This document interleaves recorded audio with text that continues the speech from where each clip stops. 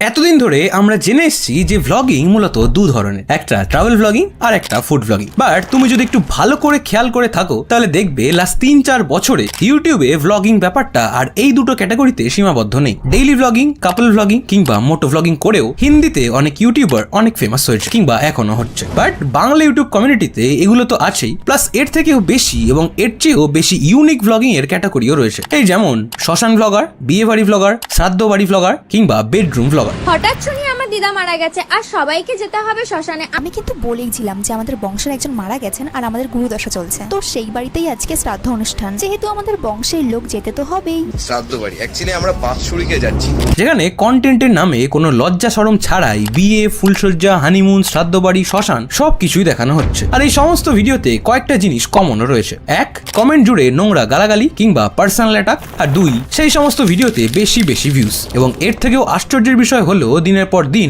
এসব করেই এদের মধ্যে অনেকের আজ মিলিয়ন্স সাবস্ক্রাইবার্স রয়েছে। আর এদের দেখেই নতুন কিছু ক্রিয়েটার ক্যামেরা অন করে জামা কাপড় খুলে কিংবা ক্রিঞ্জ এবং ভালগার ভিডিও বানিয়ে দিয়ে নিজেদের বাংলা ইউটিউব কমিউনিটির আরেকজন ডেইলি ভ্লগার ভাবছে, হুইচ ইজ ভেরি ডেঞ্জারাস।